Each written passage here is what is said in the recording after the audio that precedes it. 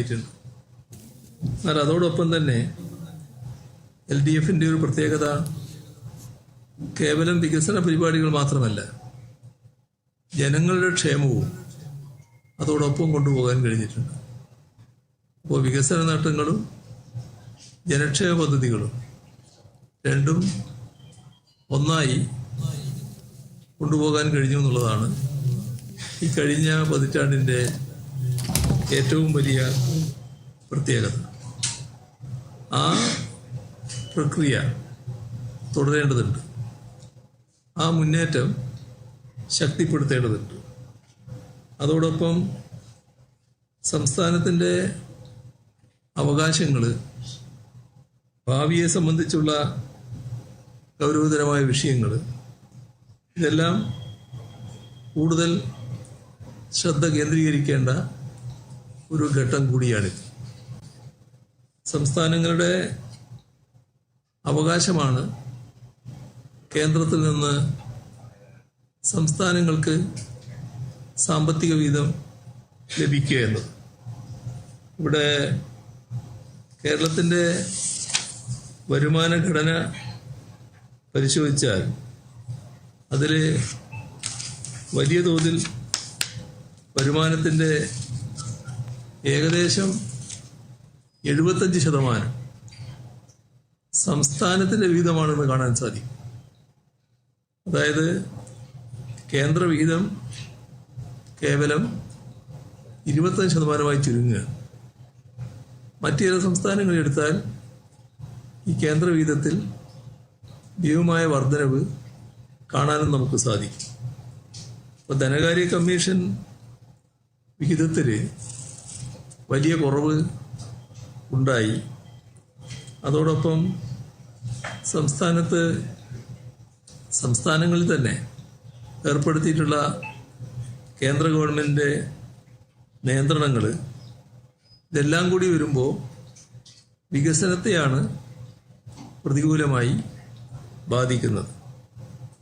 അപ്പോൾ വികസനവും ക്ഷേമവും ഒരുമിച്ച് മുന്നോട്ട് കൊണ്ടുപോകുന്ന നമ്മുടേതുപോലുള്ള സംസ്ഥാനത്തിന് ഇത് വലിയ പ്രയാസം സൃഷ്ടിച്ചിട്ടുണ്ട്. ഇവിടെ ഇതെല്ലാം ഉണ്ടെങ്കിലും നാം നമ്മുടേതായ രീതിയിൽ കാര്യങ്ങൾ നിർവഹിക്കാനാണ് പരമാവധി ശ്രമിച്ചിട്ടുള്ളത്. അതിൻ്റെ ഭാഗമായി വിവിധ ജനവിഭാഗങ്ങൾക്ക്, തൊഴിലാളികൾക്ക്, സ്ത്രീകൾക്ക്, യുവജനങ്ങൾക്ക്, മുതിർന്ന പൗരന്മാർക്ക്, അങ്ങനെ വിവിധ ജനവിഭാഗങ്ങൾക്ക് വേണ്ടിയുള്ള നിരവധി ഇടപെടലുകൾ ഈ ഘട്ടത്തിൽ ഉണ്ടായിട്ടുണ്ട്. എല്ലാവർക്കും അറിയാവുന്നതാണ്, 35 മുതൽ 60 വയസ്സ് വരെയുള്ള 31 ലക്ഷം സ്ത്രീകൾ, അവർക്കുള്ള പ്രതിമാസ സഹായം അടക്കമുള്ള പദ്ധതികൾ ഇപ്പോൾ നമുക്ക് നടപ്പാക്കാനായിട്ടുണ്ട്. അത് നല്ല നിലക്ക് സമൂഹം സ്വീകരിച്ചിട്ടുള്ള കാര്യവുമാണ്. ഇതിൽ സ്ഥിരത, വിശ്വാസ്യത, തുടർച്ച ഇവയെല്ലാമാണ് മുന്നേറ്റത്തിൻ്റെ അടിസ്ഥാനമായി നാം കാണേണ്ടത്. പുരോഗതിയും സാമൂഹ്യ നീതിയും ഉറപ്പാക്കുന്നതാണ് ഈ യാത്ര. ഇതിൽ കൂടുതൽ ശക്തമായി മുന്നോട്ട് കൊണ്ടുപോകാൻ കഴിയേണ്ടതുണ്ട്. സംസ്ഥാനത്തിൻ്റെ സമഗ്ര താല്പര്യത്തിന് ഇത് മുന്നോട്ട് കൊണ്ടുപോവുക എന്നത് ഒഴിച്ചുകൂടാത്തതാണ്. കഴിഞ്ഞ വർഷങ്ങളുടെ അനുഭവം എടുത്താൽ നമുക്ക് ഒട്ടേറെ പ്രതിസന്ധികൾ, വെല്ലുവിളികൾ നേരിടേണ്ടി വന്നിട്ടുണ്ടെന്ന് കാണാൻ പറ്റും. നമ്മുടെ കേരള ജനങ്ങളുടെ മുന്നിലുള്ള അനുഭവം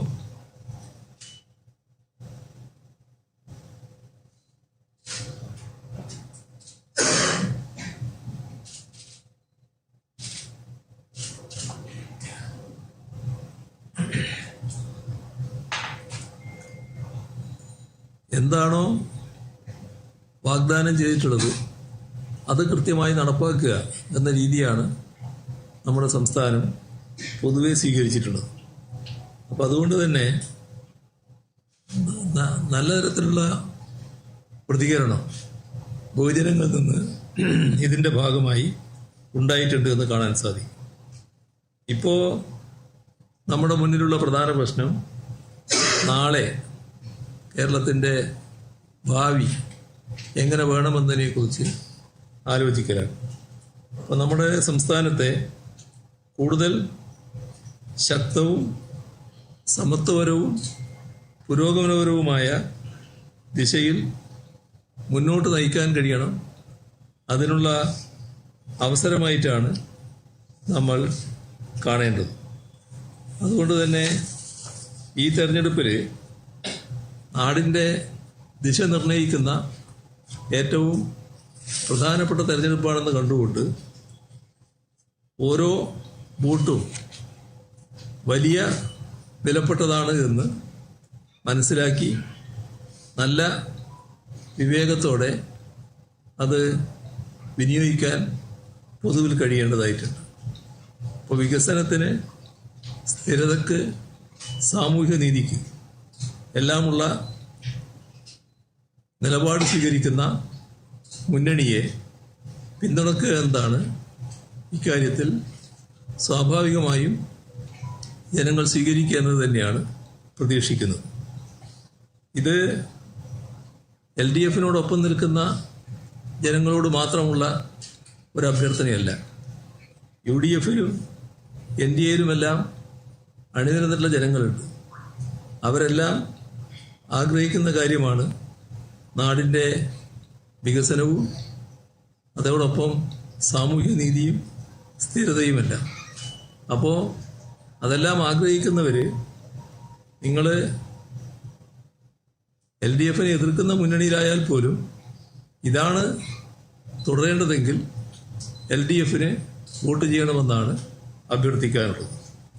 വോട്ട് എന്നത് കേവലമായ ഒരു താൽക്കാലിക തീരുമാനമല്ല. നമ്മുടെ നാടിൻ്റെ നാളെ വരും തലമുറയുടെ ഭാവി അതിനെയെല്ലാം നിർണയിക്കുന്ന ഉത്തരവാദിത്വമാണ് എന്ന് കാണും. കേരളം ഇനിയും മുന്നോട്ട് പോകേണ്ടതുണ്ട്. നമുക്ക് ഒന്നിച്ച് മുന്നോട്ട് പോകാം എന്നാണ് പൊതുവെ പറയാനുള്ളത്. ഇത്രയുമാണ് ആമുഖമായി പറയാനുള്ള കാര്യം. സാധാരണ തെരഞ്ഞെടുപ്പ് കാലത്ത്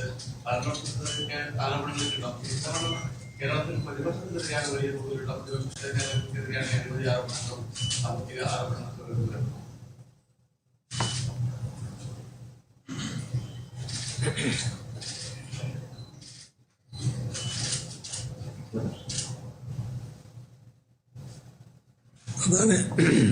അതാണ് ഞാൻ നേരത്തെ ഒരു ഭാഗം പറഞ്ഞത്. ഭരണപക്ഷത്തിന് നേരെയല്ല ഇതുപോലുള്ള ആക്ഷേപങ്ങൾ ഉയരുന്നത്. നമ്മുടെ സംസ്ഥാനത്തിൻ്റെ പ്രത്യേകത തന്നെ ഏറ്റവും അഴിമതി കുറഞ്ഞ സംസ്ഥാനമായി കേരളം മാറി എന്നുള്ളതാണ്. അതിനിടയാക്കിയത് LDF-ന്റെ സംസ്കാരം തന്നെയാണ്. ആ നില നമ്മുടെ നാടിന് പുതിയ മാനങ്ങൾ കൈവരിക്കുന്നതിനിടയാക്കിയിട്ടുണ്ട്. പക്ഷേ നമുക്ക് ഓർമ്മയില്ലേ 2016 മുൻപുള്ള കാലം എന്തെല്ലാം സാമ്പത്തിക ആരോപണങ്ങൾ ഉയർന്നു വന്നിരുന്നു, ഏതെല്ലാം തരത്തിലുള്ള പ്രശ്നങ്ങൾ ഉയർന്നു വന്നിരുന്നു. അത് ഭരണപക്ഷം ഭരണം കൈകാര്യം ചെയ്യുമ്പോൾ ഉണ്ടാകുന്ന പ്രശ്നങ്ങളുടെ ഭാഗമായി വന്നതാണ്. എന്നാൽ അതിൻ്റെ തുടർച്ചയായി LDF ഗവൺമെൻറ് വന്നപ്പോൾ ഈ വശത്തിന് നല്ല മാറ്റമാണല്ലോ വന്നത്. അത്തരത്തിലുള്ള അഴിമതി ആരോപണങ്ങൾ ഉണ്ടായില്ല എന്ന് മാത്രമല്ല, ഇപ്പോൾ കഴിഞ്ഞ നിയമസഭാ സമ്മേളനം ഒന്ന് ആലോചിച്ചാൽ മതി. നിയമസഭാ തെരഞ്ഞെടുപ്പ് നടക്കുന്നതിൻ്റെ തൊട്ട് മുൻപ് നടക്കുന്ന നിയമസഭാ സമ്മേളനം നമ്മുടെ ഏത് ഭരണപക്ഷമായാലും ആ ഭരണപക്ഷത്തെ അങ്ങനെ എരിപരി കൊള്ളിക്കുമല്ലോ പ്രതിപക്ഷം. ഭയങ്കരമായ ചർച്ച കാര്യങ്ങളെല്ലാം ഉയർന്നു വരുമല്ലോ. പക്ഷെ നമ്മുടെ നിയമസഭയിൽ കഴിഞ്ഞ നിയമസഭാ സമ്മേളനത്തിൽ അങ്ങനെയൊന്നും ഉണ്ടായില്ല. ഒരു ആരോപണം പോലും മന്ത്രിമാർക്കെതിരെ ഉന്നയിക്കാൻ പ്രതിപക്ഷത്തിന് സാധിച്ചില്ല. അപ്പോൾ ആ നിലയിലേക്ക് മാറ്റപ്പെട്ടിട്ടുണ്ട് കേരളം. അതാണ് നാം കാണേണ്ടത്. എന്നാൽ ഇത് LDF മാത്രം ബാധകമായ കാര്യമാണ്. UDF ഭരണപക്ഷത്തായാലും പ്രതിപക്ഷത്തായാലും കുറവില്ല എന്നുള്ളത് തന്നെയാണ് വന്നിട്ടുള്ള പ്രശ്നങ്ങൾ കാണിക്കുന്നത്. നിങ്ങൾ ഉന്നയിച്ചതുപോലെ ഒരുപാട് പ്രശ്നങ്ങൾ പ്രതിപക്ഷത്തായിട്ടും അഴിമതിയുമായി ബന്ധപ്പെട്ട തരത്തിൽ ഉയർന്നു വന്നിട്ടുണ്ട്. സ്വന്തം പാർട്ടിക്കകത്ത് ഉയർന്നു വന്ന പ്രശ്നങ്ങൾ ധാരാളമുണ്ട്. അതിൻ്റെ ഭാഗമായി ഉള്ള വളരെ വേദനാജനകമായ സംഭവങ്ങളും നമ്മളെല്ലാം മുന്നിൽ വന്ന കാര്യങ്ങളാണ്. അവരുടെ കുടുംബാംഗങ്ങളും അതുമായി ബന്ധപ്പെട്ട് നടത്തിയുള്ള പ്രസ്താവനകളും എല്ലാം നമ്മുടെ മുന്നിലുള്ളതാണ്. അപ്പോൾ അഴിമതി എന്നത് അത് എല്ലാ തലങ്ങളിലും ഒഴിവാക്കേണ്ടതാണ് എന്ന ഒരു സംസ്കാരം ഉണ്ടായാൽ മാത്രമേ അത് ഒഴിവാക്കാൻ പറ്റൂ. അതിലേക്ക് ഇപ്പോൾ UDF എത്താൻ കഴിഞ്ഞിട്ടില്ല, അതിലെ പ്രധാന പാർട്ടികൾക്കും എത്താൻ കഴിഞ്ഞിട്ടില്ല എന്നുള്ളതാണ് ഇപ്പോഴും കാണിക്കുന്ന കാര്യം. പ്രധാനമന്ത്രി നരേന്ദ്രമോദിയെ പേരിട്ട് വിമർശിക്കുന്നതായാണ് രാഹുൽ ഗാന്ധി ഉൾപ്പെടെ നേതാക്കന്മാർ പറയുന്നത്.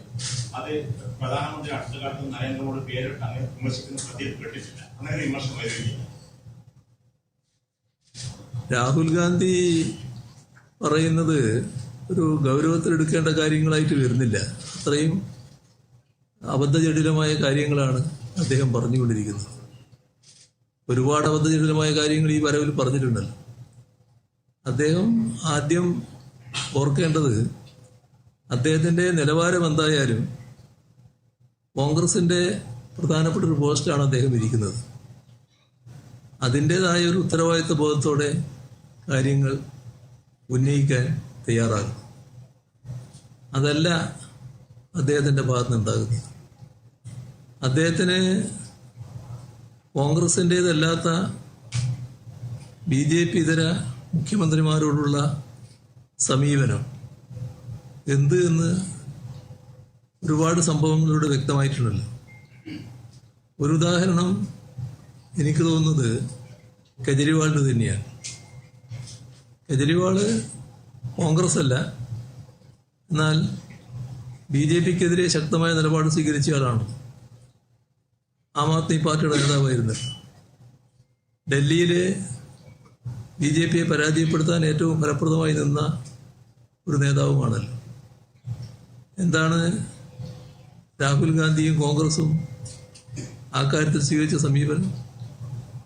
എത്ര കടുത്ത രീതിയിലാണ് കെജ്രിവാളിനെ ദുർബലപ്പെടുത്താൻ വേണ്ടി, ആം ആദ്മി പാർട്ടിയെ പരാജയപ്പെടുത്താൻ വേണ്ടി രാഹുൽ ഗാന്ധിയും കോൺഗ്രസും ശ്രമിച്ചത്. അത് ഫലത്തിൽ BJPയെ സഹായിക്കലായിരുന്നില്ലേ? ആ നിലപാടല്ലേ അദ്ദേഹം സ്വീകരിച്ചത്?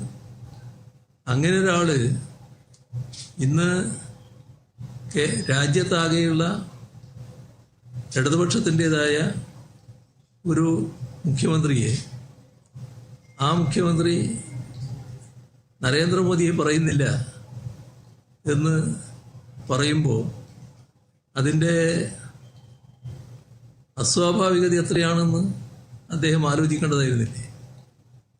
ഇവിടെ പൊതുവിൽ സംസ്ഥാനങ്ങളോട് കേന്ദ്ര ഗവൺമെൻറ് സ്വീകരിക്കുന്ന സമീപനമുണ്ട്. ആ സമീപനങ്ങൾക്കെതിരെ ശക്തമായ നിലപാടാണല്ലോ കേരളം സ്വീകരിച്ചിട്ടുള്ളത്. മറ്റ് സംസ്ഥാനങ്ങളെ ചേർത്ത് നിർത്തിക്കൊണ്ട് അതിനെതിരെ പ്രതികരിക്കാനും കേരളം തയ്യാറായിട്ടുണ്ടല്ലോ. മറ്റ് സംസ്ഥാനങ്ങളോട് പൊതുവിൽ കാണിക്കുന്ന വിവേചനം മാത്രമല്ല, കേരളത്തോട് പ്രത്യേക വിവേചനം കാണിക്കുന്നു. ആ വിവേചനം കാണിക്കുമ്പോൾ നമ്മുടെ സംസ്ഥാനത്തിൻ്റെ, കേരളത്തിൻ്റെ വികസനമാണല്ലോ തടയപ്പെടുന്നത്. 2016 വരെ രാഹുൽ ഗാന്ധിയുടെ പാർട്ടി നേതൃത്വം വഹിച്ച മുന്നണി കേരളത്തിൽ മാറി മാറി അധികാരത്തിലിരുന്നിട്ടുണ്ടല്ലോ. അങ്ങനെയൊരു മുന്നണിയും അതിന് നേതൃത്വം കൊടുത്ത രാഹുൽ ഗാന്ധിയുടെ പാർട്ടിയും കേരളത്തെ തകർക്കുന്ന കേന്ദ്ര ഗവൺമെൻറ് സമീപനം വന്നപ്പോൾ അതിനെതിരെ അരേ അക്ഷരം സംസാരിക്കാൻ തയ്യാറായി. എന്തിൻ്റെ ഭാഗമായിരുന്നു അത്? എന്തായിരുന്നു ബി ജെ പിക്കെതിരെ സംസാരിച്ചുകൂടാ എന്ന നിർബന്ധം കോൺഗ്രസിന് വരാൻ കാരണം? ഞങ്ങൾ ആ പ്രശ്നങ്ങൾ ശക്തമായി ഉയർത്തിയല്ലോ, പ്രക്ഷോഭത്തിലേക്ക് നീങ്ങിയല്ലോ. ബി ജെ പിക്കെതിരെ പ്രക്ഷോഭം നടത്തുന്ന, ബി ജെ പിക്കെതിരെയല്ല, കേന്ദ്ര ഗവൺമെൻറ്റിനെതിരെയുള്ള പ്രക്ഷോഭമാണല്ലോ. കേന്ദ്ര ഗവൺമെൻറ്റിനെതിരെ പ്രക്ഷോഭം നടത്താൻ തയ്യാറായപ്പോൾ ഞങ്ങൾ രാഹുൽ ഗാന്ധിയുടെ പാർട്ടിയുടെ ഇവിടുത്തെ നേതാക്കളോടും UDF നേതാക്കളോടും ആവശ്യപ്പെട്ടല്ലോ, കേരളത്തിൻ്റെ പൊതുവായ പ്രശ്നമാണ്, നമുക്ക് ഒന്നിച്ച് പ്രക്ഷോഭം നടത്തിക്കൂടെ? ഞങ്ങളില്ലാന്ന മറുപടിയല്ലേ അവർ പറഞ്ഞത്. എന്തിൻ്റെ മേലെയാണ് BJP നയിക്കുന്ന കേന്ദ്ര ഗവൺമെൻറ്റിനെതിരെ പ്രക്ഷോഭത്തിന് വന്നുകൂടാ എന്ന നിലപാട് കോൺഗ്രസ് സ്വീകരിച്ചത്, UDF സ്വീകരിച്ചത്? ഇത് LDFൻ്റെ പ്രശ്നമല്ലല്ലോ, കേരളത്തിൻ്റെ പൊതുവായ പ്രശ്നമല്ലേ. ഇനി രാഹുൽ ഗാന്ധി കാണേണ്ട ഒരു കാര്യം, രാജ്യത്താകെയുള്ള തൊഴിലാളി വിരുദ്ധ സമീപനം, ആ സമീപനത്തിനെതിരെ കേന്ദ്ര ട്രേഡ് യൂണിയനുകൾ രാജ്യവ്യാപകമായ പണിമുടക്ക് നടത്താൻ തീരുമാനിച്ചല്ലോ. ആ പണിമുടക്കിൽ INTUC അടക്കം രാജ്യത്താകെ ഉണ്ടായല്ലോ. കേരളത്തിൽ രാഹുൽ ഗാന്ധിയുടെ പാർട്ടി സ്വീകരിച്ച സമീപനം എന്താ? രാഹുൽ ഗാന്ധിയുടെ പാർട്ടിയുടെ നേതൃത്വം ഇവിടെ സ്വീകരിച്ച സമീപനം കേരളത്തിൽ അത്തരമൊരു യോജിപ്പുണ്ടായിക്കൂടാന്നല്ലേ? എന്താ അതിൻ്റെ അർത്ഥം? എന്തുകൊണ്ടാണ് അങ്ങനെയൊരു നിലപാടെടുത്തത്? ആ യോജിപ്പുണ്ടാകുന്നത് കൊണ്ട് LDFന് എന്തെങ്കിലും പ്രത്യേക മേന്മയുണ്ടോ? UDFന് പ്രത്യേക ദോഷം എന്തെങ്കിലും ഉണ്ടോ? BJP ഗവൺമെൻറ് കൊണ്ടുവന്ന തൊഴിലാളി വിരുദ്ധ നടപടികൾക്കെതിരെയല്ലേ ആ യോജിപ്പ്? അത് ശക്തിപ്പെടുകയല്ലേ ചെയ്യുക, ആ വികാരം ശക്തിപ്പെടുകയല്ലേ ചെയ്യുക. എന്തിനാണ് അത് ദുർബലപ്പെടുത്താനുള്ള നീക്കം നടന്നത്? അപ്പോൾ LDFനുള്ള വിരോധം മാത്രമല്ല, ഇതുപോലുള്ള കാര്യങ്ങളിലും ഇതാണല്ലോ സ്വീകരിക്കുന്നത്. രാഹുൽ ഗാന്ധി ഓർക്കേണ്ട ഒരു കാര്യമാണല്ലോ, ഞങ്ങൾ ഡൽഹിയിൽ വന്ന് പ്രക്ഷോഭം നടത്തിയല്ലോ. കേരളത്തിലെ മന്ത്രിസഭയാകെയും ഇവിടെയുള്ള MLA മാരും MP മാരും എല്ലാം പങ്കെടുത്തുകൊണ്ട് പ്രക്ഷോഭം നടന്നല്ലോ.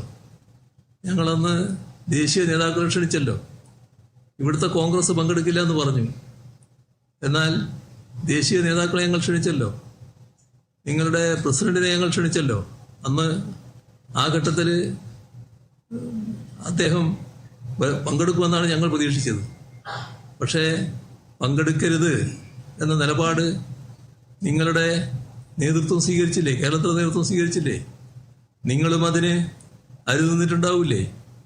BJPക്കെതിരെയുള്ള പൊതുവായൊരു മുന്നേറ്റമായിട്ടല്ലേ ആ ഘട്ടത്തിൽ ആ പ്രക്ഷോഭം മാറിയത്? മറ്റെല്ലാവരും പങ്കെടുത്തല്ലോ. അത് ആരെ സഹായിക്കാനാണ്? എന്തുകൊണ്ടാണ് അതിൽ നിന്ന് മാറി നിന്നത്?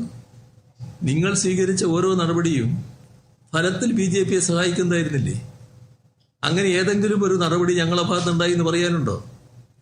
ഏതെങ്കിലും ഒരു നടപടിയെക്കുറിച്ച് പറയാനുണ്ടോ? അങ്ങനെ ഞങ്ങളെല്ലാ ഘട്ടത്തിലും കൃത്യമായ നിലപാട് സ്വീകരിച്ചിട്ടുണ്ട്, കൃത്യതയോടെ കാര്യങ്ങൾ പറഞ്ഞിട്ടുണ്ട്. ഓരോ സംഭവം ഇപ്പോൾ ആകെ എടുത്ത് ഞാൻ പറയേണ്ടതില്ലല്ലോ. എല്ലാ സംഭവങ്ങളിലും കൃത്യമായ നിലപാടെടുത്തിട്ടുണ്ട്, കൃത്യമായി പറഞ്ഞിട്ടുണ്ട്, പറയേണ്ട കാര്യങ്ങൾ കൃത്യമായി പറഞ്ഞിട്ടുണ്ട്. നരേന്ദ്രമോദിയെ പറയേണ്ടത് നരേന്ദ്രമോദിയെ പറഞ്ഞിട്ടുണ്ട്, നരേന്ദ്രമോദിയുടെ നേതൃത്വത്തിലുള്ള ഗവൺമെന്റിനെ പറയേണ്ടത് ഗവൺമെന്റിനെ നിലക്ക് പറഞ്ഞിട്ടുണ്ട്. നിയമസഭ പ്രമേയം അംഗീകരിച്ചിട്ടുണ്ട്. നരേന്ദ്രമോദിയോട് നേരിട്ട് കത്തയച്ച് പറയേണ്ടത് നേരിട്ട് കത്തയച്ചിട്ടുണ്ട്. അദ്ദേഹത്തോട് തന്നെ നേരിട്ട് പറയേണ്ട കാര്യങ്ങൾ അങ്ങനെയും പറഞ്ഞിട്ടുണ്ട്. അതിനൊന്നും ഒരു ഇന്നത്തെ ഇടതുപക്ഷത്തിന്റെ മുഖ്യമന്ത്രി എന്ന നിലക്ക് എനിക്കൊരു വിഷമമുള്ള കാര്യമല്ല. യുവതി പ്രവേശനത്തിൽ സർക്കാർ നിലപാട് മാറ്റിയിരിക്കുന്ന യുവതി പ്രവേശനത്തെ എതിർക്കുന്നവർക്കൊപ്പം വാദിക്കാൻ അനുഭവം ആവശ്യപ്പെട്ടാണ് ഹൈക്കോടതി സുപ്രീം കോടതി അഭിഭാഷകൻ സമീപിച്ചത്. എന്താണ് ഈ നിലപാട് മാറ്റുന്നത്? അങ്ങനെയൊരു ഇത് നേരത്തെ ഞാൻ പറഞ്ഞല്ലോ, ഇത് കാര്യത്തിൽ നേരത്തെ ചോദ്യങ്ങൾ വന്നപ്പോൾ പറഞ്ഞൊരു കാര്യമാണ്. നേരത്തെ ഞങ്ങൾ സ്വീകരിച്ചൊരു നിലപാടുണ്ട്. ആ നിലപാട് ഈ പ്രശ്നം തീരുമാനങ്ങളിലേക്ക് കടക്കുമ്പോൾ അതിനു മുൻപായിട്ട് ആചാരാനുഷ്ഠാനങ്ങളുടെ പ്രശ്നമാകുമ്പോൾ അതിലെ വിദഗ്ധരുണ്ട്, പണ്ഡിതന്മാരുണ്ട്, സാമൂഹ്യ പരിഷ്കർത്താക്കളുണ്ട്, അവരുമായിട്ടൊക്കെ ചർച്ച ചെയ്യണം. അത്തരം ചർച്ചയുടെ ഭാഗമായി കാര്യങ്ങൾ മനസ്സിലാക്കണം. കോടതിയോ ഗവൺമെന്റോ ഏകപക്ഷീയമായി തീരുമാനിക്കേണ്ട കാര്യങ്ങളല്ല ഇത്. ഇതാണ് ഞങ്ങൾ നേരത്തെ സ്വീകരിച്ച നിലപാട്. ആ നിലപാടാണ് ഞങ്ങൾ ഇപ്പോഴും പറയുന്നത്. ആ നിലപാടിൽ തന്നെയാണ് ഇപ്പോഴും നിൽക്കുന്നത്. അതാണ് അതിന്റെ കാര്യം.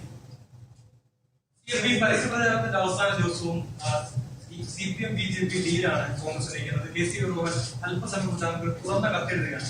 അതിൽ താങ്കൾ ഉദ്യോഗസ്ഥരെ ഒഴിവാക്കി അമിത്ഷായുമായി ഒരു കൂടിക്കാഴ്ച നടത്തി, ധനമന്ത്രിയുമായി ഒരു കൂടിക്കാഴ്ച നടത്തി, അങ്ങനെ നിരവധി കാര്യങ്ങളും 10ഓളം കാര്യങ്ങളും തക്കവിട്ട് നിരത്തിയ ഒരു CPM BJP ഡീലാണ് ഈ അവസാന ദിവസം നയിക്കുന്നത്. അല്ല, അത് അവരുടെ ഒരു പാപ്പരത്വം എന്ന് മാത്രമേ ഉള്ളൂ. ഈ KC വേണുഗോപാലിന്റെ പ്രശ്നം, അദ്ദേഹം കോൺഗ്രസിന്റെ പ്രധാനപ്പെട്ട ഒരു നേതാവാണല്ലോ ഇപ്പോൾ. പക്ഷേ എവിടെയാണിപ്പോൾ അവർ കിടക്കുന്നത്?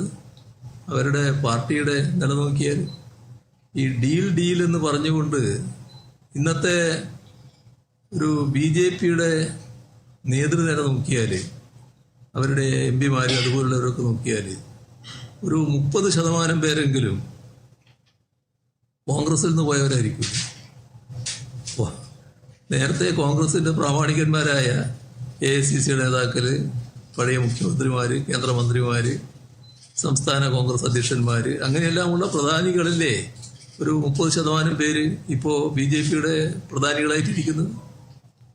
നിങ്ങള് അവർക്ക് ആളുകളെ സപ്ലൈ ചെയ്യുന്നവരായിട്ട് മാറുകയില്ലേ ഫലത്തിലുണ്ടായിട്ടുള്ളത്? ഈ പറയുന്ന വേണുഗോപാൽ നേരത്തെ രാജ്യസഭാംഗമായിരുന്നല്ലോ, രാജസ്ഥാനിൽ നിന്നായിരുന്നില്ലേ? ആ രാജ്യസഭാംഗത്വം രാജിവെച്ചാല് അവിടെ തെരഞ്ഞെടുക്കപ്പെടുക BJP ആണെന്ന് 1:1 2 കണക്കാക്കുന്ന എല്ലാവർക്കും അറിയാലോ. ഒരു ആശ്ചര്യവും സംഭവിക്കില്ലല്ലോ, BJP തെരഞ്ഞെടുക്കപ്പെടുമല്ലോ. എന്തിനാണ് അദ്ദേഹം രാജിവെച്ചത്? അപ്പോൾ MP ആയിരിക്കുകയാണല്ലോ. ആ MP ആയിരിക്കുന്നയാള് രാജിവെച്ച് അവസരം ഉണ്ടാക്കി കൊടുത്ത് BJPക്കല്ലേ? എന്തിനാണ് ആ നടപടി എടുത്തത്? അത് ഏത് ഡീലിന്റെ ഭാഗമായിട്ടായിരുന്നു? സ്വന്തം നേതാക്കന്മാരുടെ മക്കള്, മരുമക്കള്, വേണ്ടപ്പെട്ടവര് എല്ലാം ഇപ്പം എവിടെയാ ഉള്ളത്?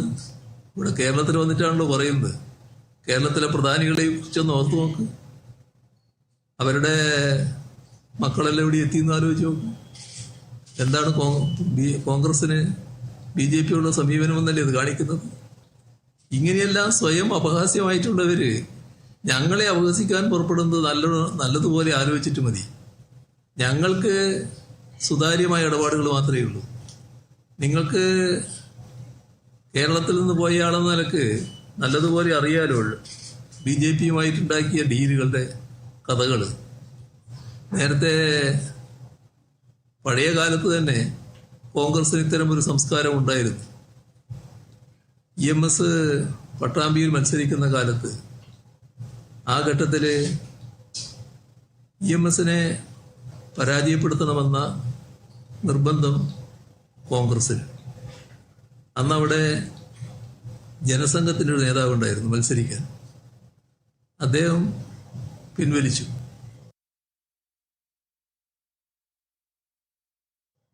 മത്സര രംഗത്ത് നിന്ന് പിൻവാങ്ങി.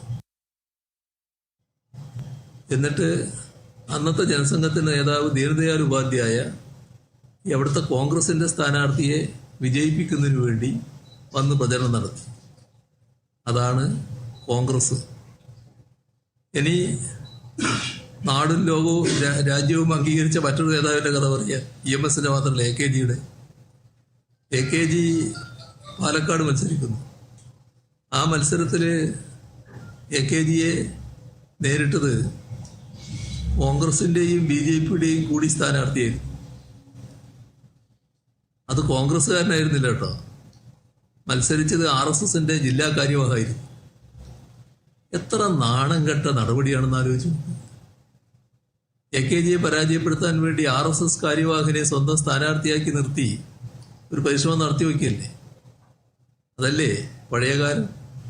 പുതിയ കാലം നിങ്ങൾക്കും എല്ലാം പലർക്കും അറിയാവുന്നതായിരിക്കുമല്ലോ. കോലീബി, നമ്മുടെ വടകരയും ബേപ്പൂരും, Vadakara parliament seat, Beypore assembly seat, അവിടെ രണ്ടിടത്തും BJP സ്ഥാനാർത്ഥിയല്ലേ നിർത്തിയത്.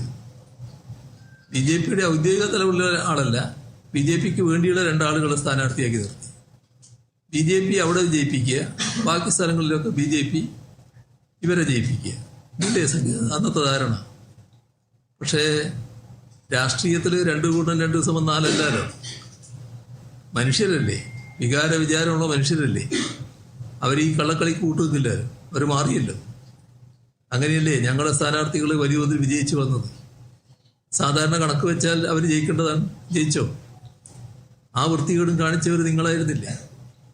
അത് കഴിഞ്ഞ് പിന്നെ ഒരു നിയമസഭ, കോൺഗ്രസിൻ്റെ മുഖ്യമന്ത്രി നല്ല നിലയിൽ അദ്ദേഹം പ്രവർത്തിച്ചുകൊണ്ടിരിക്കുന്നു. ഒരു ദിവസം ഒരു RSS നേതാവിൻ്റെ പ്രഖ്യാപനം, 41 സീറ്റിൽ ഞങ്ങൾ പിന്തുണ നൽകിയിട്ടാണ് ആ കസേരയിൽ ഇരിക്കുന്നത് ഓർമ്മ വന്നു. അതാ ഓർമ്മയില്ലേ വേണുഗോപാലിന്? അത് കഴിഞ്ഞ് പുതിയ കാലം, ഇപ്പൊ ഇന്നലെ 2016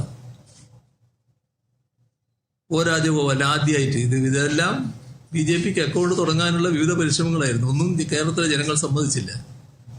O രാജഗോപാലിന് അക്കൗണ്ട് തുടങ്ങാനായി. എങ്ങനെയായിരുന്നു തുടങ്ങിയത്? നേമത്തിൽ നിന്ന് അക്കൗണ്ട് തുടങ്ങാനായത് എങ്ങനെയാണ്?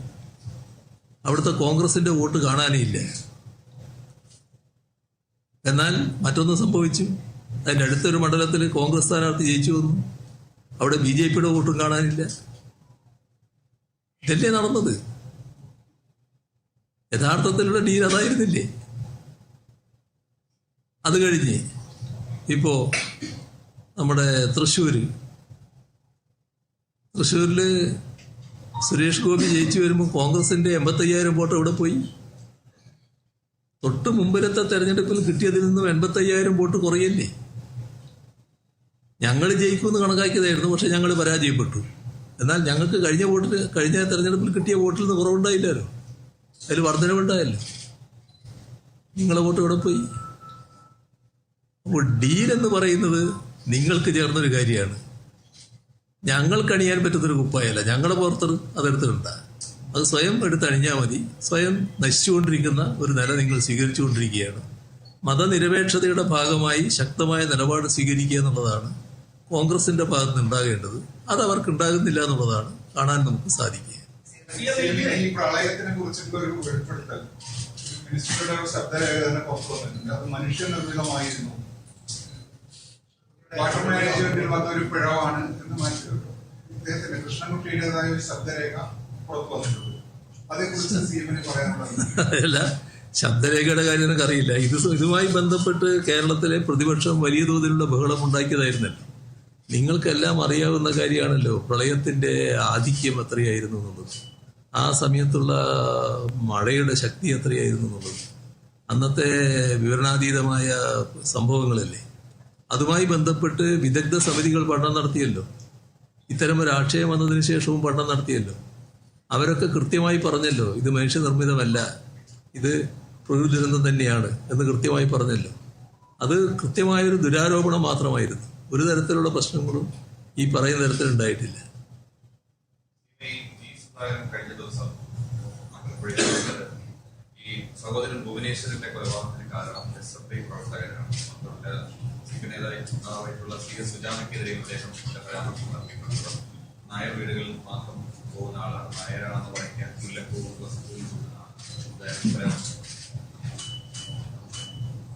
അത് ഈ ഞങ്ങളെ കൂട്ടത്തിലുള്ള ഒരാള് ഈ നശിക്കാൻ തീരുമാനിച്ച് ശത്രുപക്ഷത്ത് ചേർന്നാൽ പിന്നെ ആ അധപ്പതനത്തിന്റെ ഭാഗമായി എന്തും വിളിച്ചു പറയുന്ന അവസ്ഥയെടുക്കും. അതിൻ്റെ ഒരു ഉദാഹരണമായിട്ടാണ് ഇപ്പോൾ സുധാകരന്റെ വാക്കുകൾ മാറുന്നത്.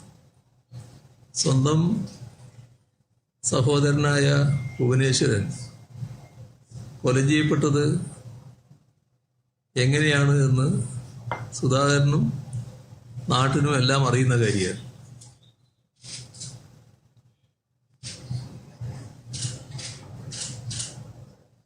സുധാകരൻ SFIയുടെ നേതാവായിരുന്നു.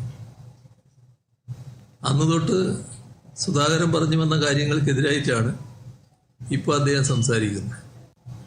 അതായത് സ്വന്തം സഹോദരന്റെ രക്തസാക്ഷിത്വം പോലും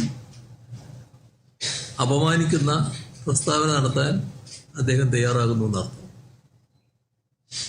അതാണ് അധപ്പതനത്തിൻ്റെ ഏറ്റവും വലിയ തെളിവ്.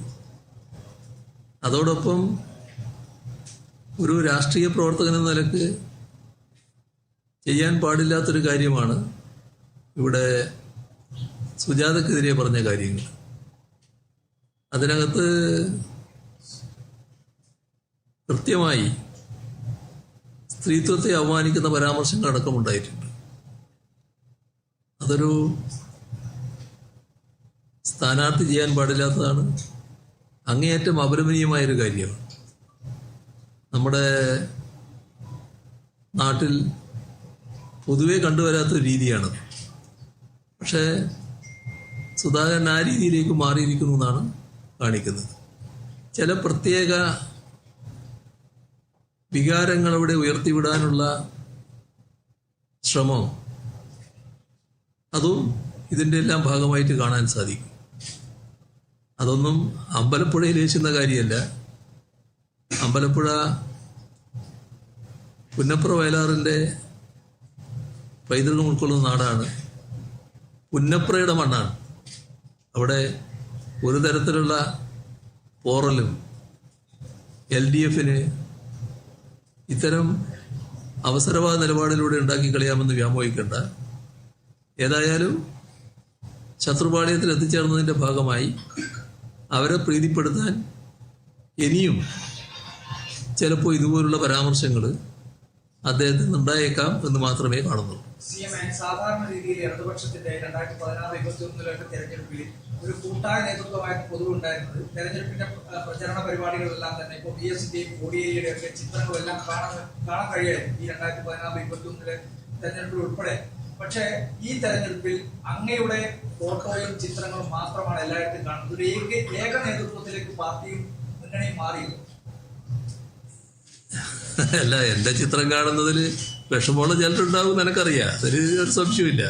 പണ്ട് എന്നുള്ളതാണല്ലോ. ഇപ്പോഴും അത് ചിലപ്പോൾ ചിലർ ഉണ്ടാവും എന്നുള്ളത് വസ്തുതയാണ്. ഇവിടെ കാണേണ്ടത് ഞങ്ങളെ നേതൃത്വം എന്ന് പറയുന്നത് കൂട്ടായ നേതൃത്വമാണ്. അത് പാർട്ടിയായാലും മുന്നണിയായാലും ഏതെങ്കിലും ഒരു വ്യക്തിയിൽ കേന്ദ്രീകരിച്ച് നിൽക്കുന്ന ഒന്നല്ലത്. പൊതുവെ കൂട്ടായ നേതൃത്വത്തിനാണ് ഞങ്ങൾ പ്രാമുഖ്യം കൊടുക്കുന്നത്.